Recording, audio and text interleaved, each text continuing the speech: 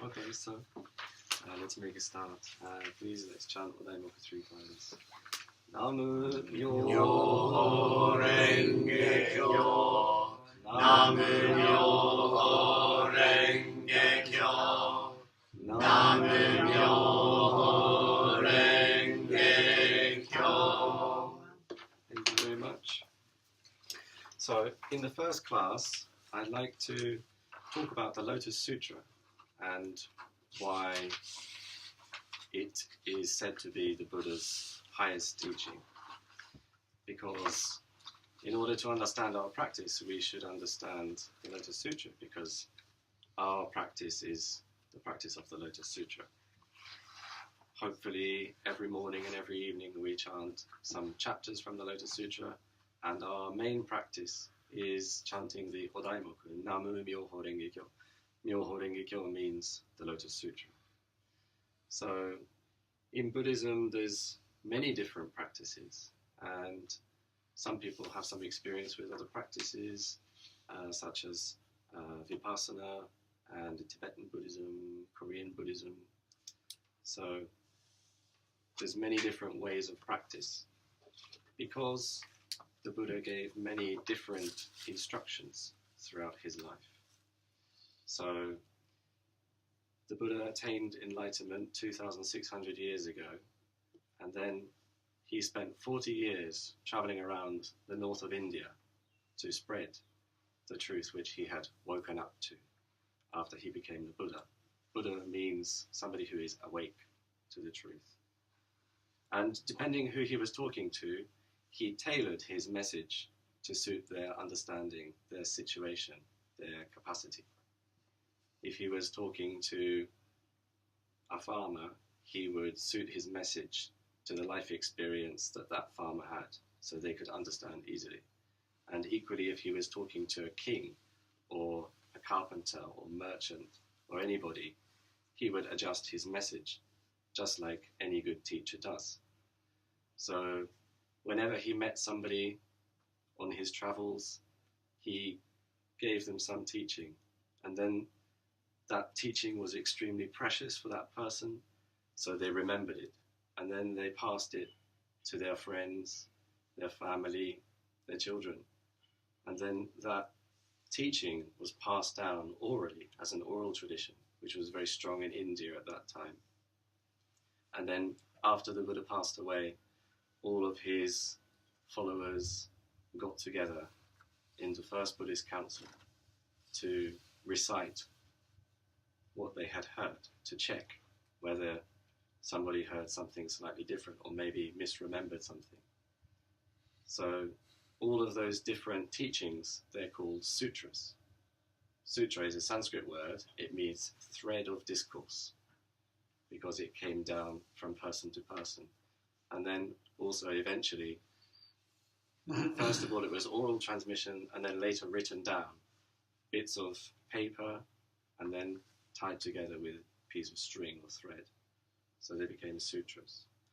So Christianity has the Bible, and Islam has the Quran, but in Buddhism we have many, many sutras.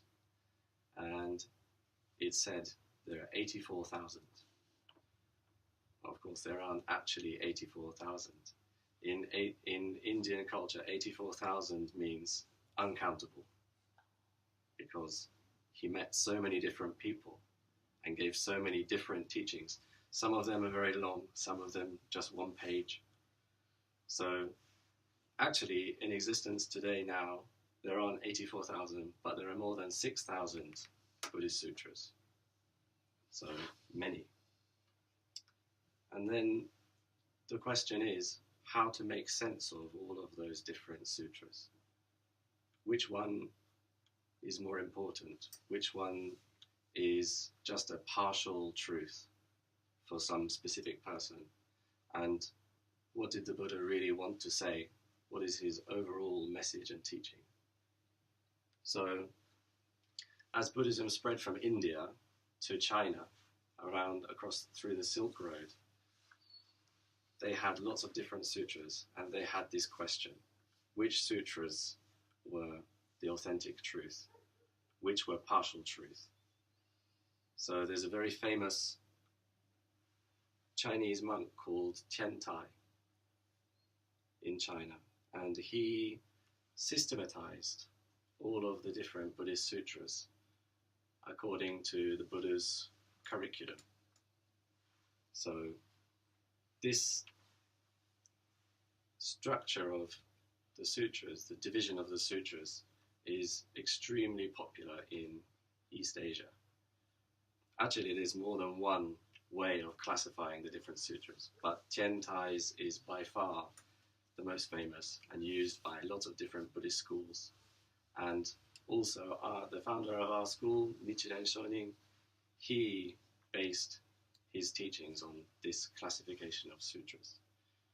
So now I'd like to talk a little bit about what Tiantai called the 5 flavors. And then later it became known as the 5 periods of the Buddha's teaching. So just after the Buddha attained enlightenment, he was underneath the Bodhi tree in Bodh Gaya in India. And then after he attained enlightenment, he sat extremely peacefully. His mind was calm and in a state of bliss. And then he wasn't sure whether to teach other people, because the truth which he had become awake to was so profound, he didn't think people would be able to understand it. And then at that time, one person came to ask him to teach. That is Brahman, the creator god of Hinduism. So I think somebody's at the door. John, would you mind? Thank you. So the God asked the Buddha, even though I'm God and I created this world, I'm not enlightened. Please, could you teach me? And then the Buddha started to teach different gods and very high realized beings. This is the first flavor.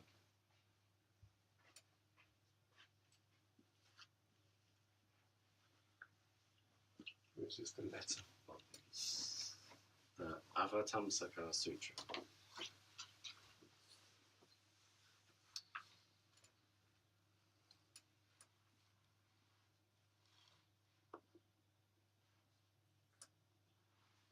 Avatamsaka means flower garland. So has anybody read Avatamsaka Sutra? A little bit of it. I've got a book with some of it. So, it's massive. so, yeah. I think it's the Gandhavira. Gandhavira is a very famous one, yeah. So some, as I mentioned, some sutras are very short, 1 page. Some of them are very long. Avatamsaka Sutra is one of the longest. Very thick book. Actually, it's a collection of lots of smaller sutras arranged into one sutra. So at this point, the Buddha just attained enlightenment, and then this teaching is delivered to gods and highly spiritually realized beings. So therefore, the content of this teaching was very high. So he attempted to explain the truth of the universe exactly as he perceived it. So what does this sutra teach? The oneness of all existence, the absence of any distinction between individual parts of phenomena. And there's one very famous analogy or example to show this, which is Indra's net. Have you heard of Indra's net? So Indra is a god, and then there's a huge fishing net. And then the fishing net has string joining, and then at each cross-section, there's a jewel. And then each jewel is reflected by all the other jewels. So inside just one jewel, you can see every single jewel in the whole net. And then the next, same again, constantly reflecting each other. So that is a very famous example to show everything is connected. Nothing is completely separate. And as you mentioned on the Gandavyuha Sutra, in that is a 42nd chapter, I think, of the sutra. There's a character called Sudatta, and then he makes a journey, and then his journey is on the way to enlightenment. And then along the journey, he meets 54 different people. And then each person, he learns something contributing towards his enlightenment on the path. And then finally, his final destination is a starting point. So that means enlightenment is with us from the beginning. Actually, there's no need to go anywhere else. We have it. But you have to go on this journey to arrive back at what is presently here. So this kind of teaching, so it's very high level.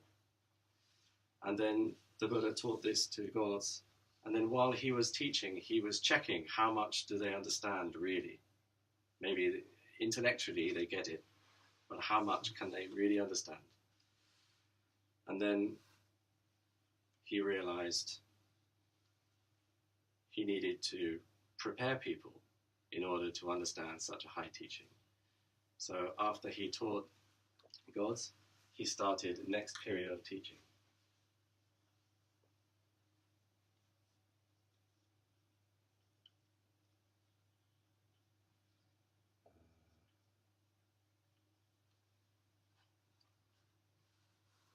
The Agama period, Agama flavor. So this next teaching is what most people know as the Pali Canon, more or less, what Theravada Buddhists know and study. So according to some people, this is the only type of teaching that is the word of the Buddha. But according to Mahayana, this is just one part. And then this teaching, he taught for 12 years.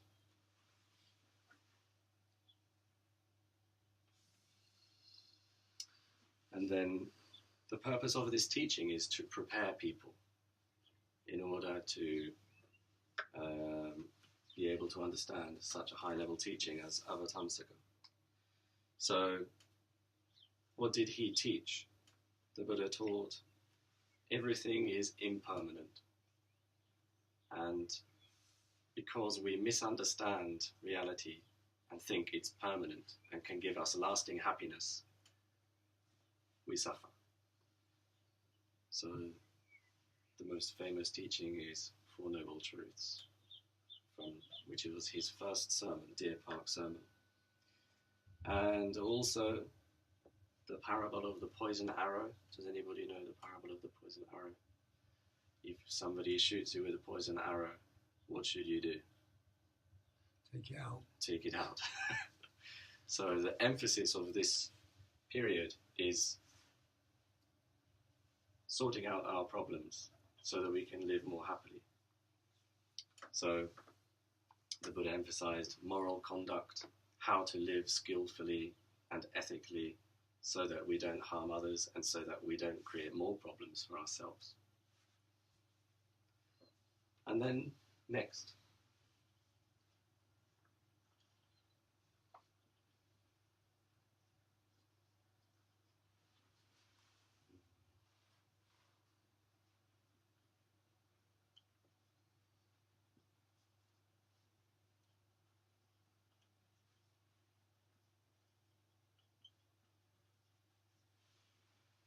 The fair and equivalent, or sometimes it's translated as broad. So after the Buddha's first teaching for people to control their behavior, learn to behave properly so that they don't cause more suffering, the Buddha started to shift his teaching to emphasize a bit of a broader view of reality, less focused on the self and individual liberation. So now he starts to introduce the idea of bodhisattva. Bodhisattva is somebody who is not just practicing for their own enlightenment. The reason they practice Buddhism is to be able to help other people and themselves. So in this Vaipulya period, the Buddha introduced the Bodhisattva teaching, someone who works to benefit all sentient beings, putting other people first. And so this was quite different from the previous teaching. In this teaching, the Buddha doesn't mention the word bodhisattva. And then the Buddha says people should aim to attain Nirvana, the extinction of their of samsara, of the state of suffering, and that the emphasis is on individual liberation. So the next period is a shift to focus more on other people. So in order for people to be able to accept this, in this type of teaching, the Buddha had to say, actually, this was just a step. It's not the final teaching. So sometimes the Buddha criticized the teachings which he previously gave. He was trying to get people not to cling to them so strongly. They had to move to the next step of their education. So in a way, these teachings had served a purpose, and then people needed to move up to the next grade. So this is the beginning of Mahayana, great vehicle. And then the idea is to carry people towards enlightenment in a big vehicle containing many people, not just ourselves. So this type of sutra is like a Vimalakirti Sutra, and Pure Land Sutras, and Great Sun Sutra. So some of these sutras are not taught by the historical Buddha. Some of them are taught by, for example, Amitabha Buddha, Buddha in the Western Pure Land, or Great Sun Buddha. So the reason is the Buddha appeared to people who received that teaching not as a physical person, but as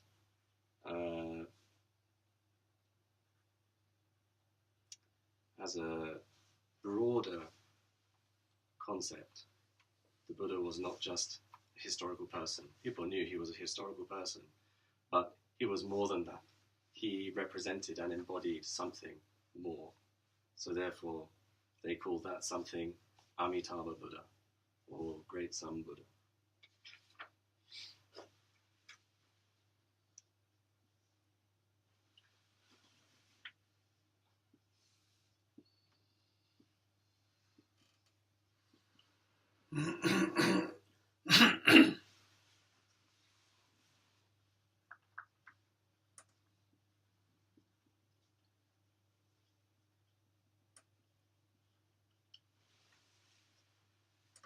Okay, the fourth type of teaching means it's called Prajnaparamita Hanyakyo, and this is the perfection of wisdom.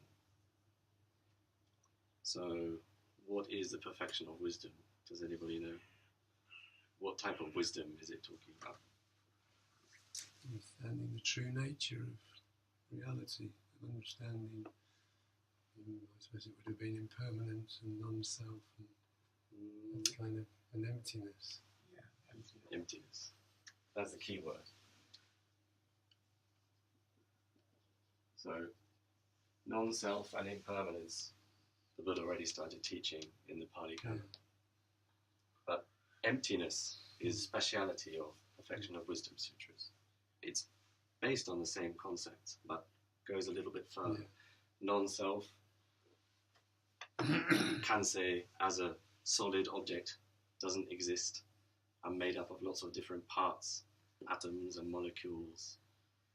And if you chop me up enough times, there's no Kanse anymore. So that is non-self. But emptiness, not just ourself is empty of a fixed existence. Everything is empty of a fixed existence.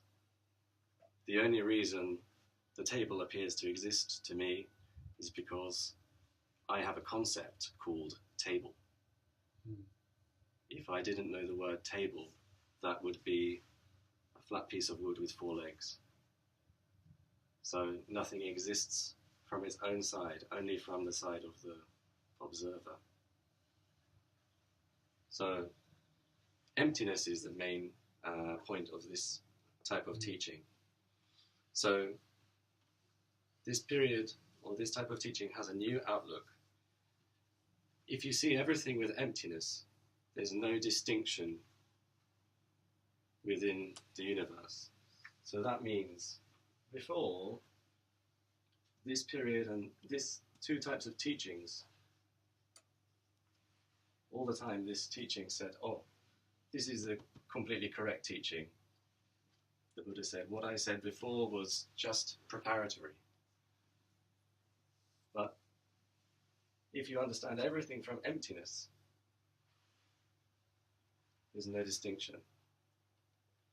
So now the Buddha explained both this type of teaching and this type of teaching is correct in some way from one perspective. But ultimately, they're part of the same teaching. So, very famous sutras from this type of teaching is the Diamond Sutra and the Heart Sutra. And the Heart Sutra form is, there is no form, this is very famous. So, and then it took the concept of bodhisattva even further, because according to emptiness, we don't exist distinctly, separately from other people. So therefore, it's actually impossible to say, I'm going to attain enlightenment for myself. And it's also impossible to say, I'm going to attain enlightenment just for other people, because there's no difference. Maybe it's more correct to say, I'm going to attain enlightenment. And then that naturally includes both ourselves and other people. So, gradually, the concept of bodhisattva is being developed. First of all, the Buddha tried to teach very, very high-level teaching. And then he made his teachings more practical so that people could take the arrow out of their arm first. And then, next, start the idea of bodhisattva, think of other people. And then, but still not see everything equally. And then, the next period develops the idea of bodhisattva further. There is no distinction between myself and other people. We are all connected. And then finally, the last period,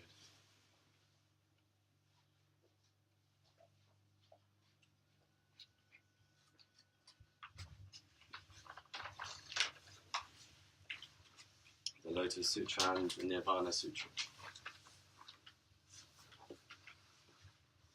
So,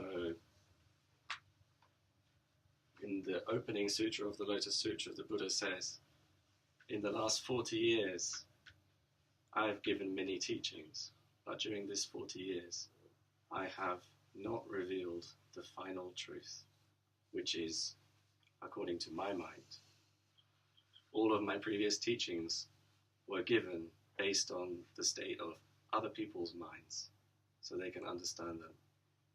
But now I'm going to teach my enlightenment based on my mind as it is. And then he says, this is the original reason why I appeared in the world. And then the Lotus Sutra, there's 2 main unique concepts which the Buddha said solidly for the first time. First of all, everyone can attain enlightenment. Until that point, there'd always been doubt or conflicting opinions expressed depending on the person. But the Buddha in the Lotus Sutra said, for sure, everybody can attain enlightenment. And also, the Buddha said, I didn't attain enlightenment for the first time underneath the Bodhi tree in Bodh Gaya. Actually, I attained enlightenment in the distant past. I always live here, and I will exist here into the infinite future as well.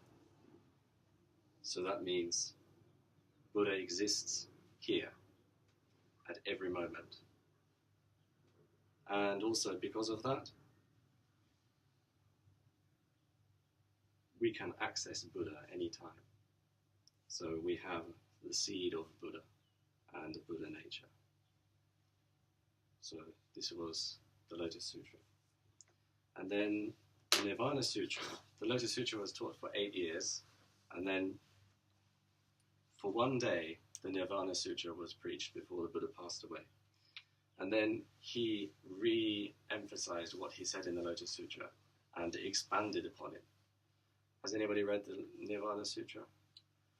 Okay, Nirvana Sutra is also quite long, and it's repeating the message of the Lotus Sutra with more detail for people who couldn't grasp it the first time they heard it. And also, there's only one real difference between the Lotus Sutra and the Nirvana Sutra. The Nirvana Sutra talks a lot about behavior or precepts, because first of all, people were focusing on fixing themselves. And then the Buddha said, try to introduce the idea of helping other people, and then developed it further. And then finally, the Buddha said, all people can become a Buddha. I am here all the time. So that's a wonderful teaching, but there's one danger. If we know Buddha is here all the time, and we have Buddha seed, Buddha nature, we might stray. Even though we know that, we might stray from behaving properly and practicing. So the Buddha emphasized, before he passed away, the correct way to live as a Buddhist. So this is the Buddha's curriculum, the way he taught. So as I mentioned, Tiantai, came from Tiantai, and he called it the 4 flavors of teaching. But you might know it as the, five flavors. But you might know it as the 5 periods. So actually, the 5 periods was based on the 5 flavors, but it was renamed by one of Tiantai's disciples, Yao. So originally, these 5 types of teaching didn't have a fixed time period, but Tiantai recognized these categories in all the different sutras which he studied, and then he understood the Buddha's process, and then the Lotus Sutra and Nirvana Sutra must be the final teaching. So it's very interesting. It sounds like these two are almost the same.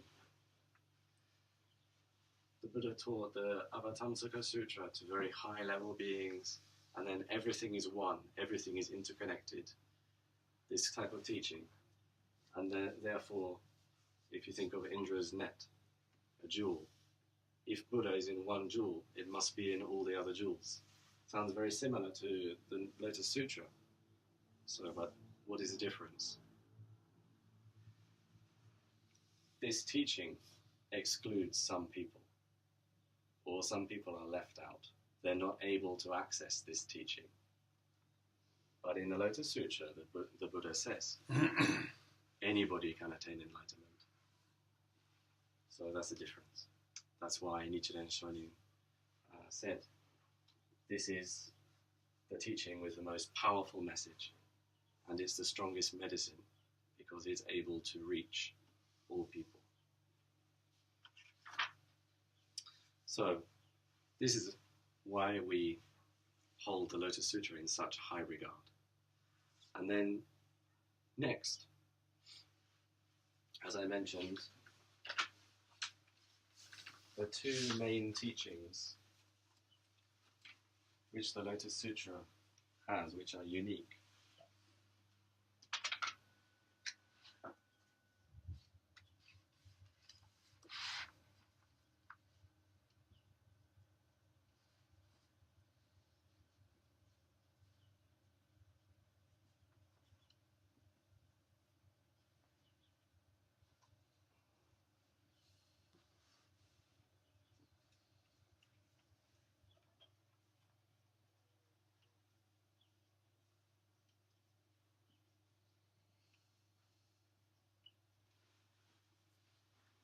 The enlightenment of the two vehicles and the eternal nature of the Buddha. The two vehicles. So, the two other vehicles will be Pratyeka Buddha and Shravaka. That's right. So, is everybody familiar with these two? So, Japanese is Shomo Engaku. I don't know the kanji, sorry.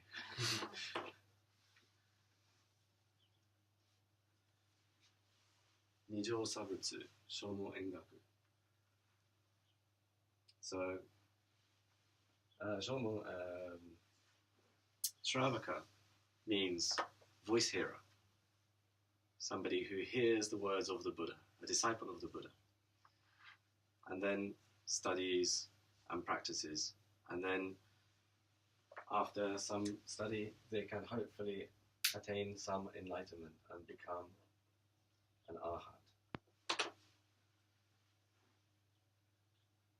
And then Engaku, Pratyeka Buddha, is a privately awakened person.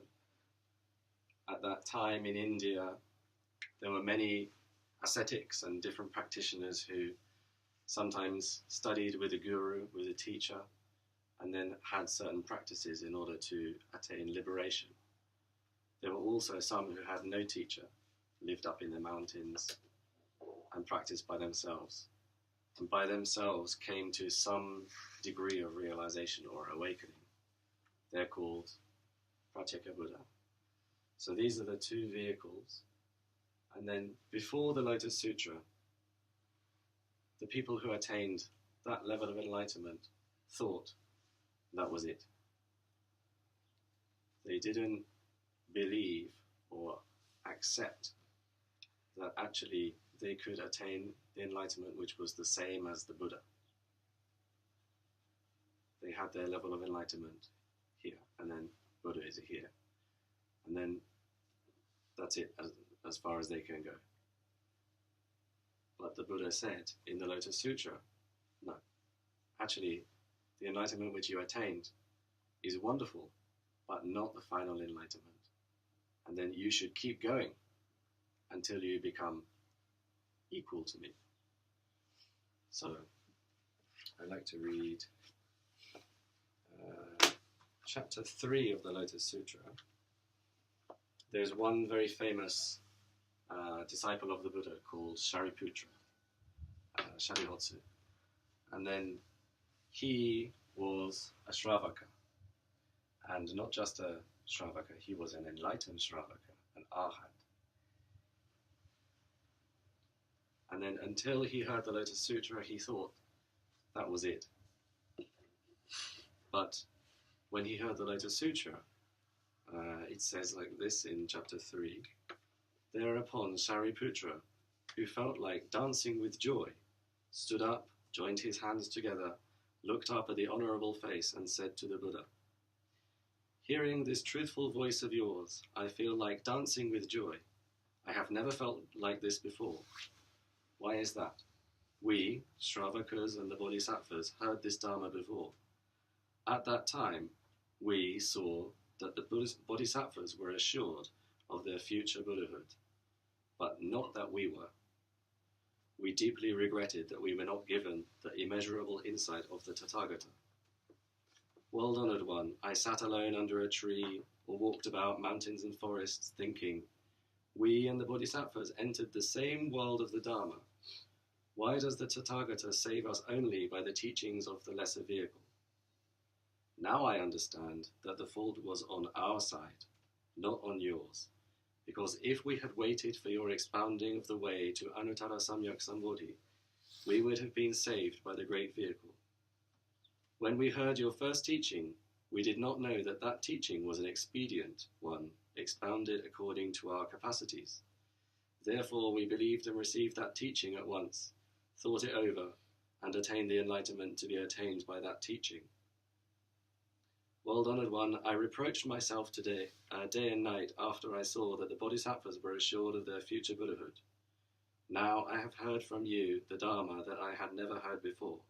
I have removed all my doubts. I am now calm and peaceful in body and mind. Today I have realized that I am your son, that I was born from your mouth, that I was born in the world of the Dharma, and that I have obtained the Dharma of the Buddha. So, the 5 types of teaching, Shariputra thought he was just the first type of teaching applied to him. And then he saw the Bodhisattvas being told by the Buddha to attain the same enlightenment as him. But he thought, oh, that's just for them. So in the Lotus Sutra, the Buddha says, everybody is on the same path to the enlightenment equal to mine. It's called the one vehicle. And also, the Buddha said, he is eternal. So today we chanted Jigage, chapter 16, and then in chapter 16 there's a very, very famous part, which is why it's the center of the Lotus Sutra.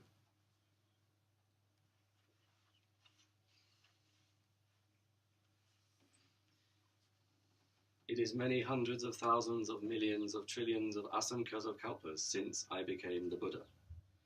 For the past innumerable kalpas, I have always been expounding the Dharma to many hundreds of millions of living beings in order to lead them into the way to Buddhahood. In order to save the perverted people, I expediently show my Nirvana to them. Expediently passes away. In reality, I shall never pass away. I always live here and expound the Dharma. So, the Buddha is present all the time. So, the Lotus Sutra itself can be divided into 2 parts.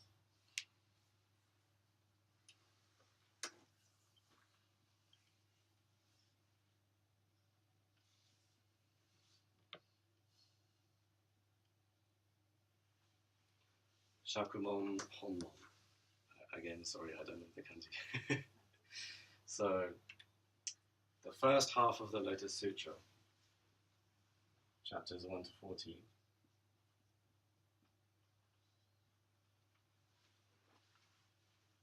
is Buddha explains everybody can attain enlightenment. And then throughout the Lotus Sutra, he often predicts in the future you will become this Buddha to each person. And then, as you heard, Shariputra, he was so happy. And then in the audience, somebody else is listening, and then they thought, oh, great, but what about me? And then the Buddha says to the next person, and you will become a Buddha in the future. And then, but people still don't believe that it applies to them as well, that they can become a Buddha. So many times he says, you will become a Buddha. And then the main part of this first 14 chapters is chapter 2.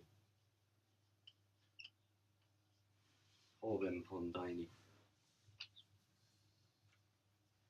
And then, so using various parables and stories, the Buddha explains theoretically that everybody can become a Buddha. So this is called a trace gate, or sometimes theoretical gate.